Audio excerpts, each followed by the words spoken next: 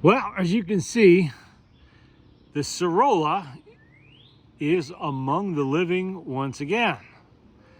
Now, there were a number of challenges with this machine. You saw from the last video I did on it that it was in pretty rough shape. I really bought this about 15 years ago as a parts machine from my other one, and I ended up not needing any of the parts. I just bought it because it was available. It cropped up. These machines were made roughly 1918 to I think 1922, maybe early 23. Cirola Phonograph Company, and they do represent literally thinking outside the box. No horn on this. This is the horn right there. That's your horn. See the bell shape? Sound is bounced off the lid right here. It's in a little metal bracket that this slides into, and it just reflects the sound up and out. It's not exactly the highest volume machine out there, but it makes up for any faults in that department by being small and easily portable. Remember, this, I think this is the earlier style. There were at least two different ones that I'm aware of, two with minor changes, well, somewhat major, on the Cirola. They're both the same size. All the Cirolas are basically this size, but this has a drawer over here that slides out to stow away your winding handle and the tone arm there. While the other style, it's a door that flips up like this and you stick it in. A door like the Outing has. And I don't know which one was earlier and which one was later. Let me see, what's the serial number on this one? 11,600? 11,800. And I think that's it. 11,800. I don't know how many of these they made, but that doesn't sound like a very high serial number to me. At least it wouldn't be if it was a Victor. And it is among the earlier portable phonographs that were being made in the United States. I mean, this is right at the tail end of the First World War, 1918. When they came out with this, our troops overseas had been exposed to the Decca trench portables and all of that. So they were primed, as it would, to come home and buy something similar. And this kind of fit the bill. Now remember, Victor would not come out with the Victrola 50 until 1921. So that's kind of a big, difference in years there. I guess the Victor company was needing convincing that there was a market for portable machines. They really didn't need to make one before that. They were so busy making their tabletops and their floor models that they did not have time really to experiment very much with stuff like this. It wasn't until they saw how well these were selling for Cirola and for a few other companies that they suddenly said, you know what, maybe we should make one. And they did. They made the Victrola 50, and then they made a whole slew of other ones after that. And then RCA picked up, the mantle after 1929, and they continued to offer various small portable machines right up into the 1950s or maybe even the 60s. I'm not sure about that. But in 1918, this was a pretty wide open field. There just wasn't much competition. Now, this will never be mistaken for a Victor tabletop or, God forbid, a floor model. No way. That's never going to happen. The sound quality's not there, but it's not horrible sound quality. It's just not the highest volume, really, because the horn's not that big. I mean, there's only so much you're going to get out of a small bell like that, even with the reflector.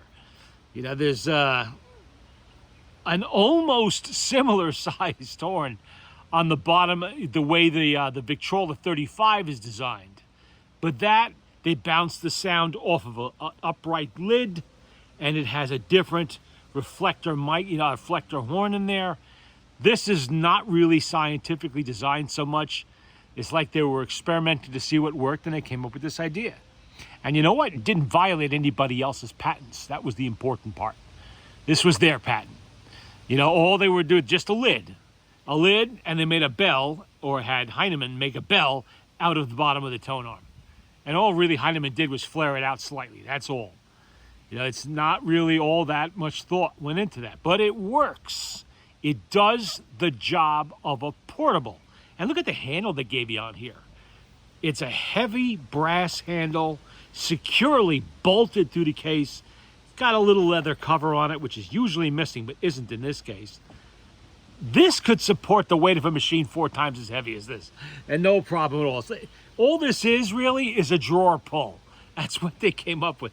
And I'm sure they went through somebody who manufactured hardware for furniture and said, we need something like a handle. Oh, that'll do. You know, what's that on the hutch over there? Give us those. And that was it. Everything else on here is Heinemann. You know, I don't know who made the cabinet. Maybe that's the part Cirola made. Don't know. Everything else is Heinemann. This was missing some parts. When I got it, it didn't have a winding handle. It had a tone arm, but the tone arm had issues. Somebody had ground down the post that attaches it. I don't know why they would do this. This is another example of stupid crap you probably shouldn't have done. But someone did this, whatever. Maybe it was rusty. Maybe they figured it would go down a little more, be more secure, less wobble. You know what? They all have wobble. They all do that. That's just the nature of the design. You can't fix that. If you try to fix it and stuff things down in there to kind of tighten that up, all you're going to do is bind up the post, and it's not going to want to turn properly. It's not going to want to rotate, and it may skip. So you got to be careful with that. I mean, it does rotate somewhat up in here a little bit, but you got to be careful. Now, the other problem I ran into is because this does wobble slightly, it has a tendency to lean a little bit that way. So I made up for that. Instead of having the reproducer at an angle, I made up for that by adjusting the needle bar there, so that the needle is straight, even if the reproducer is a little bit canted. It's just a workaround. That's all that is. It's just a workaround. It works. It gets the job done, because there really is no way you can wobble anything else on here. Nothing else here is adjustable, not really. You can rotate this sideways if you want to try to play an Edison or Pathé record on here, which I absolutely do not recommend, because those records require, what now? Sapphire tip stylus, just like the Edison diamond disc machines use, and I believe the Pathé also. Steel needles will destroy your Edison records pretty quickly, and being that those things start at about $10 to $12 a piece for just generic junk nobody wants to listen to, that gets expensive in a hurry. So don't ruin your records by doing nonsense like that. There's no need for it. There's plenty of diamond disc machines out there if you want diamond disc machine. This reproducer, this came with some generic aftermarket that was no good whatsoever. This I borrowed off of one of the outings, which has a very similar tone arm. Matter of fact, this entire piece here is borrowed off of an outing. This is not original to the outing I took it off of. I don't know what it originally came off of. It could be a generic replacement. I don't know. You know, it's got one of those fiber diaphragms, which are not the best. They really aren't. They are inexpensive, which is why they were popular with the off-brands.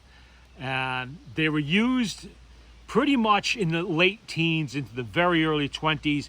Once electric recording started coming out, these very quickly, made their shortcomings very obvious. They just don't have the ability to be high fidelity, to reproduce high fidelity. They just don't. It's not in them. They're fine with older records like this that are from the teens and very early 20s. These are early acoustic recordings, exactly what this is made to play. So if you have a Cirola, probably best not either you put an aluminum diaphragm in there, which would not be impossible, or you just don't play your later records on one of these. Now, this is still missing some parts here. This is supposed to have a post. See right here? There's supposed to be a post that screws in here, comes up about this high, and that allows you to stack some records on here, probably 4 or 5, and you can carry it under the lid. That's missing on this machine, and I have no replacement for it. And I don't even begin to know who would have something like that. This is an obscure machine to start with. Parts machines are few and far between. That's why I bought this when the getting was good. I figured I might need something important, and it might be good to have it. Ended up I didn't. The other machine was very intact and in good shape, and it's not a problem. I think they actually eliminated that on the other machine. I don't remember. It's been a while since I played that one. But this, the other thing about this, it's not mica, it's not aluminum, it is that fiber substance, early plastic, whatever it is. They really don't fracture. They don't delaminate. They don't do that. You can break them. Yeah, that they'll do. But they don't do the same things that mica does. They don't corrode like aluminum. So this whole thing can corrode to pieces, and that diaphragm is still going to be good. So they basically last forever, but you can't ask too much of them. You know, they're only just good enough for what they're intended for. What they're intended for are machines like this, playing records like this. That's it. Don't expect that it's going to play, you know, some mid-1950s high fidelity. It's not going to work. Or it will, but it's going to sound like crap. There really is no need for that. I went through the whole motor as usual. It is a Heinemann motor in there. 2-spring. I showed that in the last video on this machine. No surprises. Plenty of gook and gunk inside the spring barrels. That's all been cleaned out and replaced with new grease. All the gears were fine. You know, like most portables, these didn't get played a huge amount. So the gears have no discernible wear on any of them. Not even the fiber gear, it's all good. I had to take the oil and grease off the fiber gear, of course, like I always seem to have to. Everybody thinks you have to lube those. You don't. If you do, you must lube it. Use the graphite flake powder. You can get that at Home Depot or Amazon. Amazon has it. A little bottle of graphite flake powder will last you 1,000 years for occasionally powdering that gear. You know, the whole point of that gear was to reduce noise. It was noise reduction. This is the Heinemann fiber gear. So it has the brass sandwich with the fiber in the middle. It's very strong. It's not as prone to breakage as the one on the Swiss machines is, which is nothing but a fiber gear. It has no support, so you have to be much more careful with those. Still, don't put oils and greases on these. They act like a solvent, and those fiber gears are really just pressed sawdust, okay? With the hide glues of the time, maybe shellac or whatever they used for glue, nowhere near as good as what we have today, and these gears do occasionally fail because of that. You know, you're softening up the material, and then all of a sudden, boom, it's gone.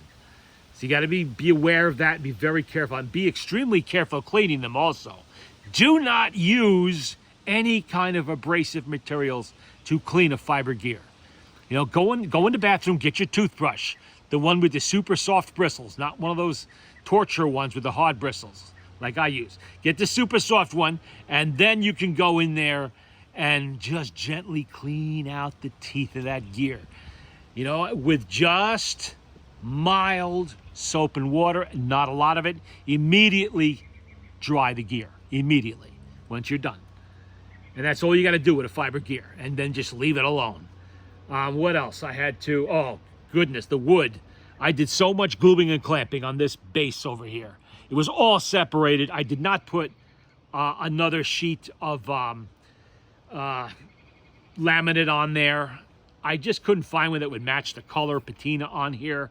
If this was like being fully redone down to the bare wood, sand, everything, all that crap, taking off the original patina, then I could get away with putting something there and then matching it all when I restained and all of that. I'm not doing that. I don't like to disturb original patinas. This is only original one time. Whatever its faults might be, it still has a finish. It is still there, except on the very bottom. I did replace the little feet with Victrola style rubber feet, because that's what I had. You know, it doesn't need to be messed with, so I went over it with the wood feeder, and it stained it darker, and I'm leaving it alone. It's fine. It'll be good that way for 100 years, but I did glue it all back together. If you remember, it was coming apart. It's just basically a piece of thin plywood, 1/4-inch plywood. I glued everything up between the layers, squeezed and clamped everything. Took days of gluing and clamping, days. Corners are fine. The lid was fine. That didn't have any not delamination. That didn't have any loss of any glue here in the corners, anything like that. The hinge is good. None of the screw holes were bad. Everything was just incredibly dry and incredibly dirty. And it took a lot of cotton cleanser to scrub that, and a tremendous amount of wood feeder to feed that wood. I must have reapplied that 7 or 8 times, and the wood kept sucking it up. Some of parts of this are still sucking it up. This is not the tone arm that was on this machine when I got it. This is the spare tone arm I picked up I don't know where. It's a Cirola tone arm because it matches the one on my other machine. But I happen to have this, and I remembered I had it, which is an even bigger miracle. And it's not cracked, it's not blistered, it is a little corroded here and there, and I ran out of my metal polish. I was using all my metal polish on this. This is a gold-plated Victor Exhibition reproducer that I will probably be rebuilding tonight and will show up in a video later on. This is, well, it was extremely dirty. And now it's looking pretty good, but it took a lot of my polish to get there. Very gentle polishing with the terry cloth. You can see the towels over there, they're filthy. And so I managed to retain a surprising amount of the gold plate on there. And being that I paid $3 for this, actually, that's not true. I didn't pay anything for it. But that's another story for when I play this reproducer. Back to the Cirola. After 1923, I don't know what happens to the company. I'm assuming they went bust or they got absorbed by a larger company. Don't know. But then the era for this type of machine had pretty much passed. It's 1922, 23. You know, they were starting to become more and more advanced. This is when Victor was thinking of its next portable, which would be the Victor Victrola 35, much more advanced than this. And eventually HMV overseas was doing similar with the HMV 100 that came out, I believe it was 1924. And after 1925, of course, you had the precursors to the orthophonics, the 2-60 in 1926. And of course, this never would have been accepted in the orthophonic era. Never would have been able to compete, even with the other off-brands at that point. So that's pretty much an explanation of this machine. I have to be careful how I put the records on here because it's just barely riding that spindle. And if this record's a little bit warped, it's not going to want to rind it. I did have to replace the felt.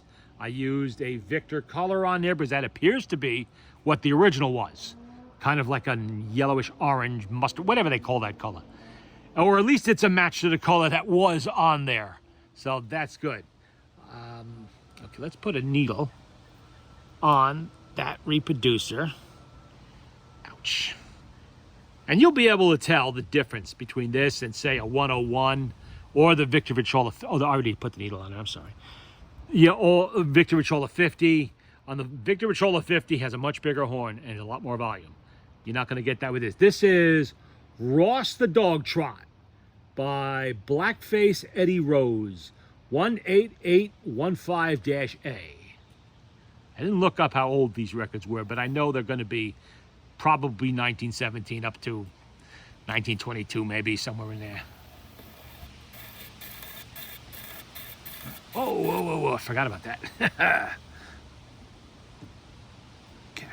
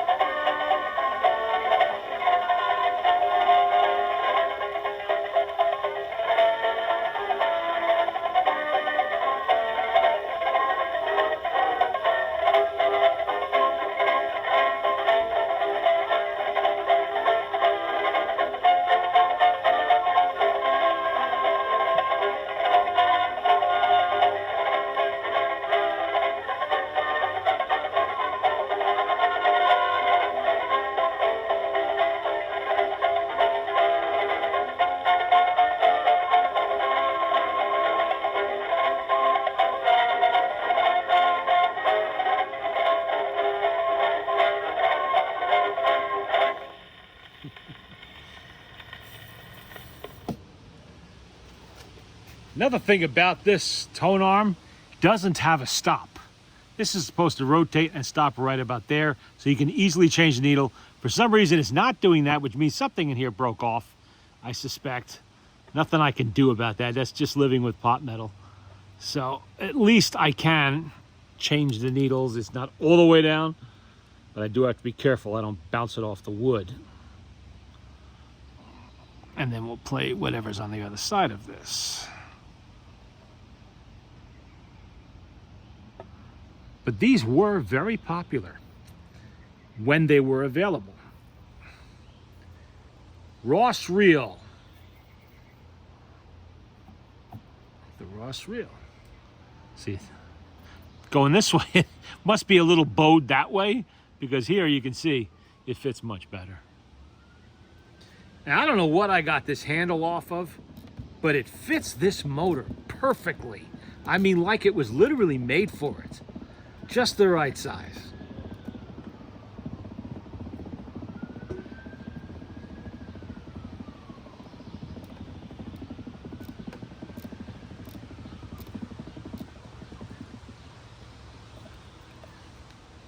Oh, and if I didn't mention it, this is an oak cabinet. I don't think they made anything else but. At least not that I've seen so far, anyway.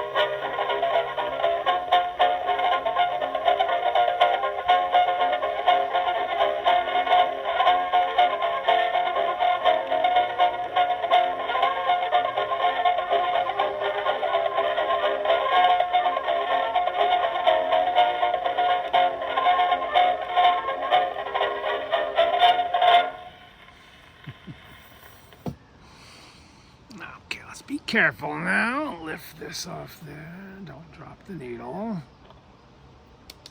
Okay. And don't drop the reproducer. There we go. Ooh, that kicked up a lot of dirt.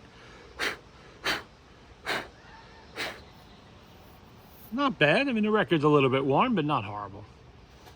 Although you can hear a few spots in there that went, oh, I see. I don't know if you can see that. There's a divot right there. Well, it looks like somebody sometime in the past dropped the needle on it. I thought it almost sounded like he was going to skip. And it didn't sound right. Uh-huh. That's why you always got to be careful raising and lowering the records. Okay.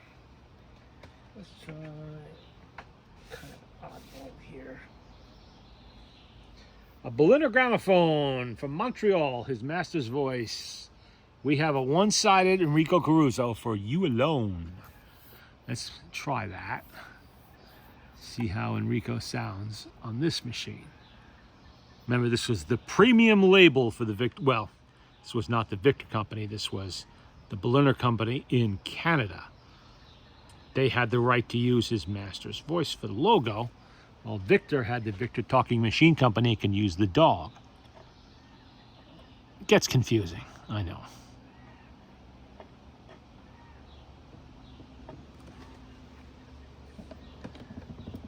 Not a very long play record. I imagine it's only about 2.5 minutes, but it'll be all right.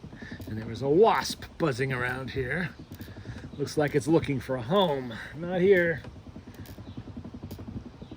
I got wasp spray inside. Don't make me go get it.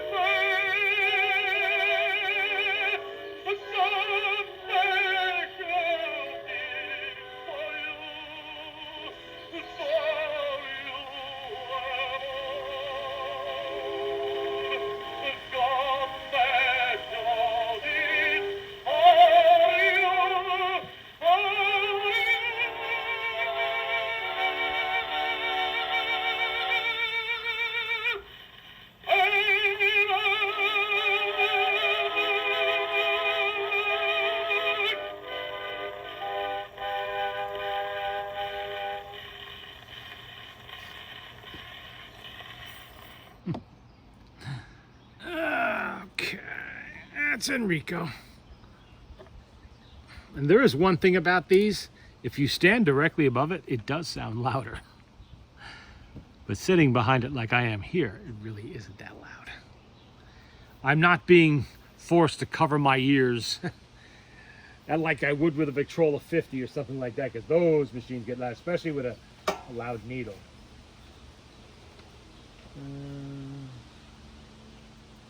Well, here's a Sousa's band. John Phillips is, all right, what do we got here? We have American Patrol and La Cirola March. That's got to be at least 1913 and 1914, I'm thinking. I could check it, but I'd have to use my phone, and my phone is occupied right now taking pictures. So I can't use it for that. Doesn't matter. Let's see. For our purposes, it's a nice march.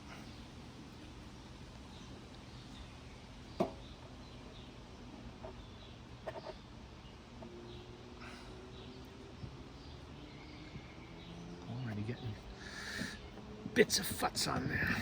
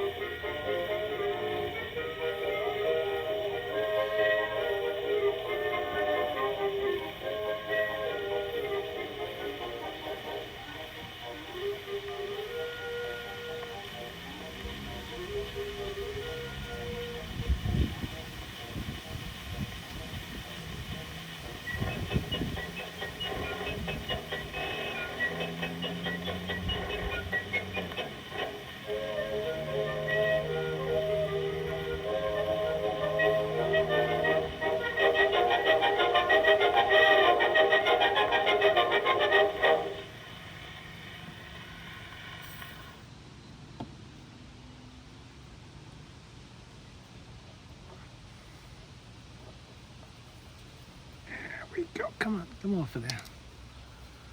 All right. There's a march. That's good enough. One march is good. What else we got in there? All kinds of records on this album.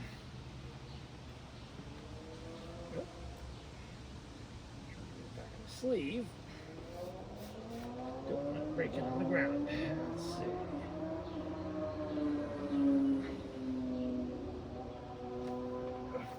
Easier if I just bring it over to me. Let's see. Already heard a march. I don't know what that is, but it doesn't sound like the kind of thing I should play on YouTube. Okay. Under the Double Eagle Mars. Oh boy. Goodbye, France. The Peerless Quartet. Oh, we got to play that. 1918. The boys were saying goodbye to France.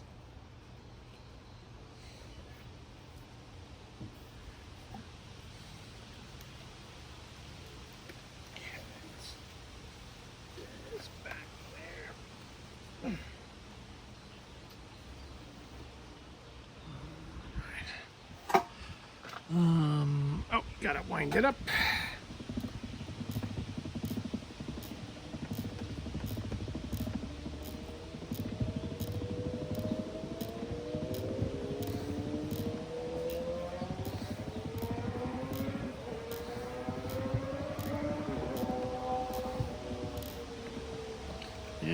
needle probably would help. Got beautiful weather today. It's not humid. It's in the low 70s and we have a nice breeze.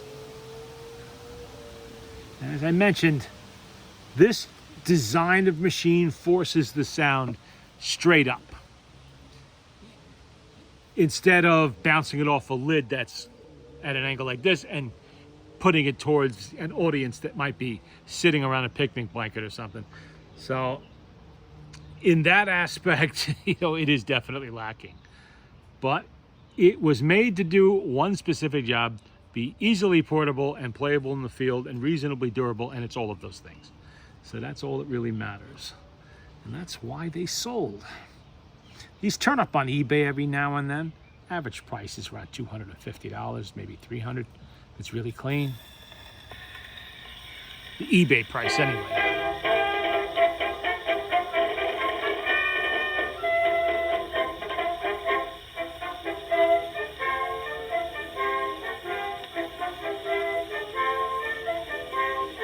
I can picture the boys over there making plenty of noise over there. And if I'm not wrong, it won't be long ere a certain song is in the air. It's all very clear, the time's drawing near when they'll be marching down to the field, singing goodbye, France. We'd love to linger longer, but we must go home. Folks are waiting to welcome us across the globe. We were glad to stand side by side with you, mighty proud to have died with you. So goodbye, France, you'll never be forgotten by the USA.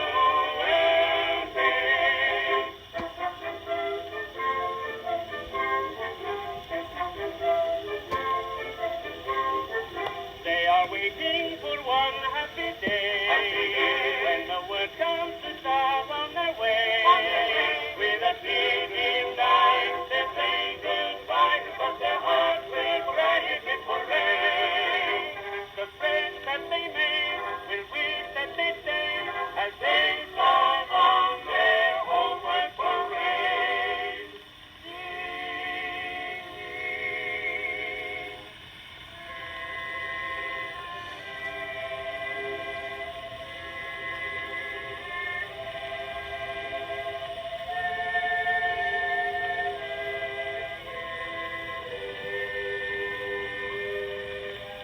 Folks are waiting to welcome us across the globe.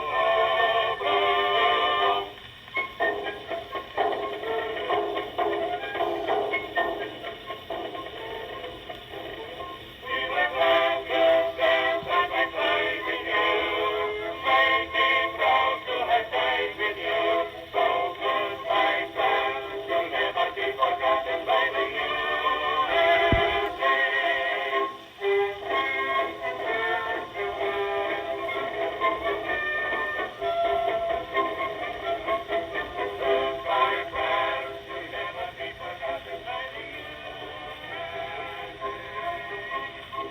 forgotten by the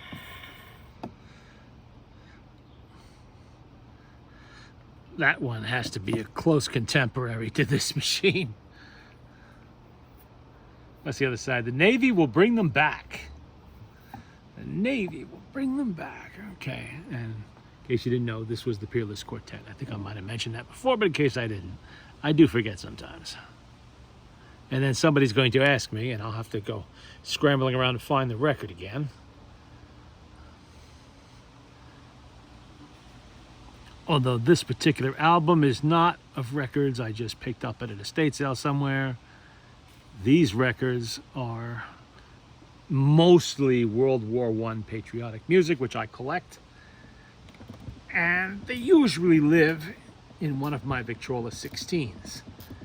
But I brought them out because this machine, being the age of it, kind of appropriate. And I needed some older records.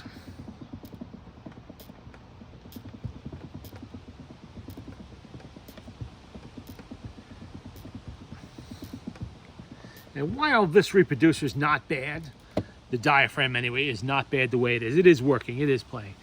And really nothing's gonna help the volume, that's the design of the machine. You can substitute a Columbia, or rather a Victrola number 4 diaphragm to fit this. And this right now is wearing gaskets that are intended for the Columbia reproducers. I bought them off of one of the part sellers years back.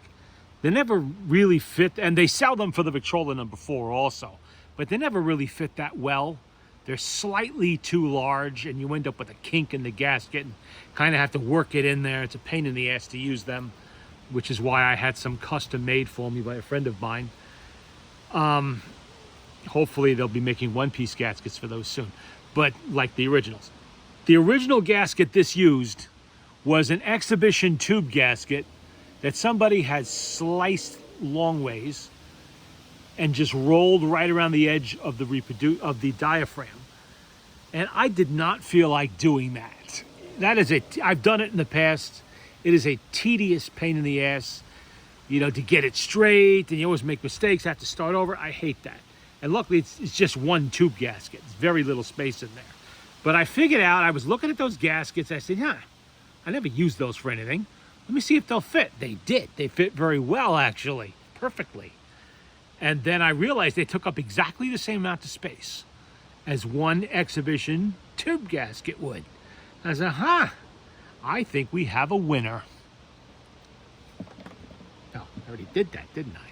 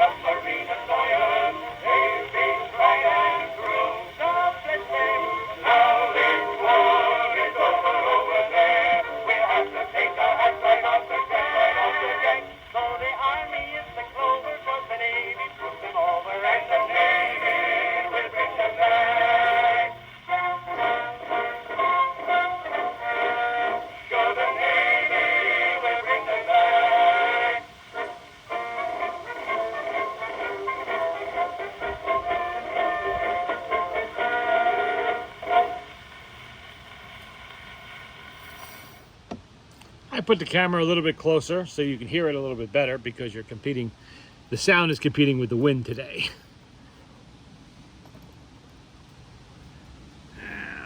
you get a better look at it too.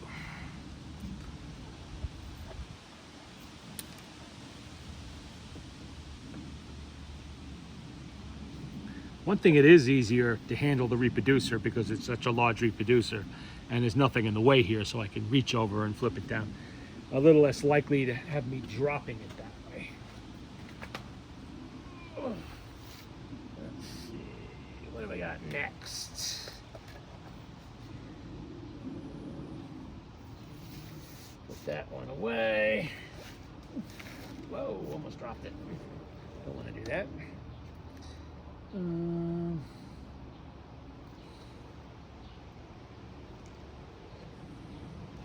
Oh boy. Not that one. A lot of marches in here.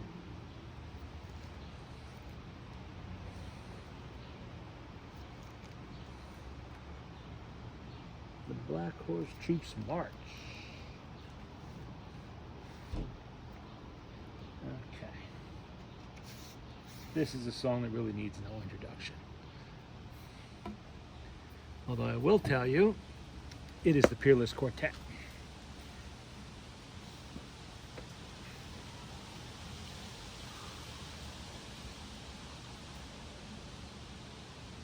All right, let's get a needle on there. Yeah. Not having that stop on here is a bit of a pain. I am going to try to shine up that tone arm a little bit better once I get some more polish, but I don't know how much it will, because with corrosion like that, sometimes it's eaten through, especially with pot metal, it's eaten through the nickel plating, so it's not really going to do much. But I will give it an attempt at some future date. My next order to Amazon, I'll just add polish to it, or when I'm at the grocery store, one or the other, I'll get some.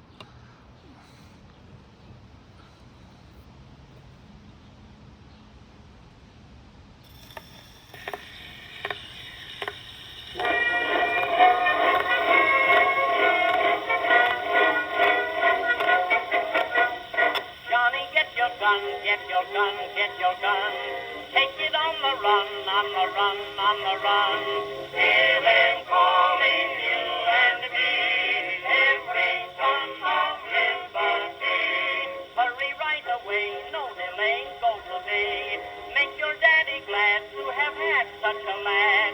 Tell your sweetheart not to mind, to be proud, her boys in line. Over there, over there. Send the word over there. That the Yanks are coming, the Yanks are coming. The drums thumping everywhere. So prepare, say a prayer. Send the word to beware.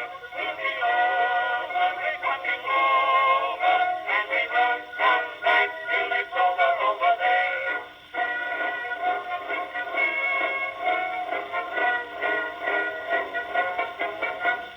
Johnny, get your gun, get your gun, get your gun.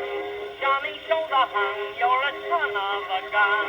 Fight the flag and let her fly.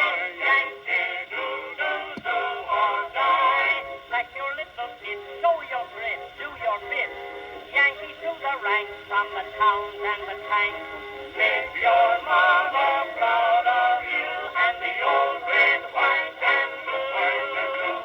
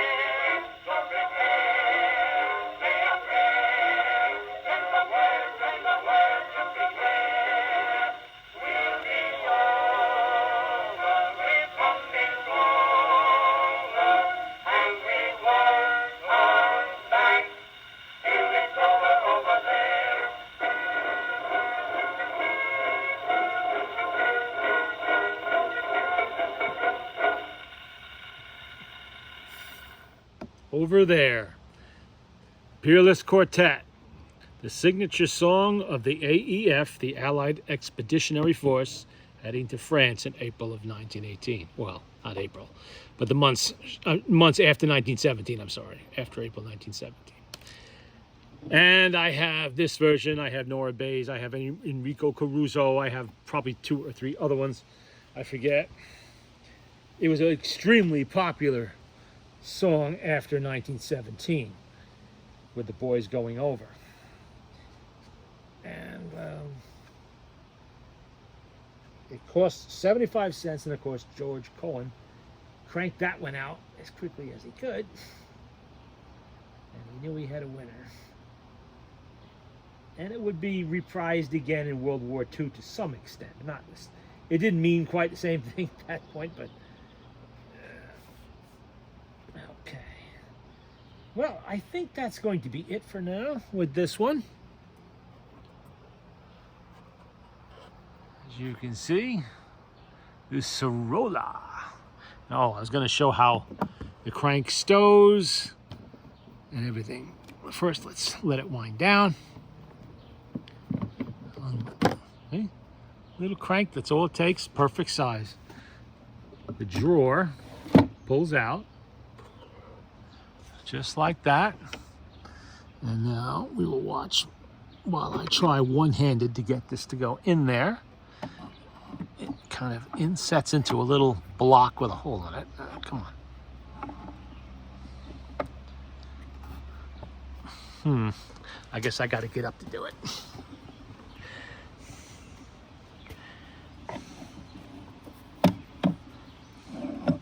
See the wooden block with the hole in it? Yeah, that's where the post goes. Right in there like that. And then down. Push it into the holder. This just kind of hangs out right there next to it. It doesn't have a specific place to go. Tuck it in under there maybe like that. And then you just... That's it. Slide the door shut. And there's the tag. This was extremely dirty in there. It looked like it was used as a hog feeding tray. I mean, it was pretty bad. That took a lot of cleaner, and it took a lot of wood feeder. There's still some wood feeder on there. It is still sucking up wood feeder. Let's get my excess needles and put them away because I don't want those getting mixed with the bad ones. Or the used ones. They were all good needles today. They usually are. I don't find too many bad needles when I'm going through. Every now and then you'll get a suspicious one. And you just discard it and move on to the next one. That's why they come in packs of 100.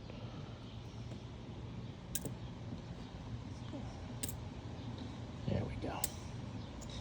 Into the trusty film canister they go. One thing I'm kind of surprised is they did not provide a...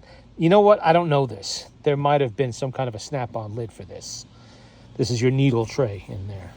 Yes, you can always take the needles out and put them in a container of some kind when you're done playing it. But usually the portable models, when they had a little cup like that, had some means to keep a lid on it so the needles didn't come out while you were carrying it and end up all over the machine. A few other oddities I'd noticed difference from the other Cirola. The other one has a one-piece motorboard. You see this one is two-piece. Not only is it two-piece, this is weird. They didn't match the grain. The grain on this side goes this way. The grain on this side goes this way. What's up with that? I don't know. Maybe they ran out of wood? Not really sure. At first, I thought it might have been replaced, but then I realized that it was a patina match to the rest of the machine. Same amount of grime and crud on it. So it really had not been replaced that I could see. It's just how they made it. And I guess they had to do it that way when they went away from the drawer and they went to just the door there. I'm not sure, but either way, I have both versions. In fact, I believe, not 100% sure, but I think I have 3 of these machines now. I think I have 2 other ones. I know for certain I have 1 other one because that one's been around for a while and I've played it many times. But I think there was another one I picked up, and it could be waiting to be discovered amongst the parts machines. But this one was definitely the parts machine. This one was missing parts. It didn't have a crank. It doesn't have the little stud that goes there. You know, there are various things that hadn't been serviced at all. So I knew that this was definitely the parts machine, and it just looked horrible. It was falling apart. The whole bottom panel was falling out of it. It was, well, you saw in the last video, it was a real mess. Looks like she's getting ready to wind down, and you can see that's the color. That, where is the original one? Huh, okay. This is, it's pretty disgusting. It's hard to tell, but this is what it looked like before. That was orange at one time. You really can't tell anymore because it's really rough. I think they just borrowed that color from the Victor company, but this will work. And most importantly, I had it in inventory, so it was getting used. Already got a finger smudge on there, don't I? Amazing. That didn't take long. Not even 7 hours. Well, we can close that while we're waiting for that to wind down. There's a little metal stud where that horn sits in on the other side. I guess they had to make it, the lid isn't thick enough, so they had to do it that way. And you can see how thin that panel is. This panel on top, which is the same as the one on the bottom, really wasn't in bad shape. Under here, it was terrible. You can see I put the feet on there, and now it sits on the table properly. Don't understand why they didn't, well, they couldn't, I guess, put feet on the back. I mean, when you have the handle on this side and you're walking with it, naturally, when you put it down, it's like that. So the bottom here would be on the ground, but it's not all marked up, which shows, again, I don't think it was used very much when it was new, because the outer case is not really banged up and scuffed and everything else.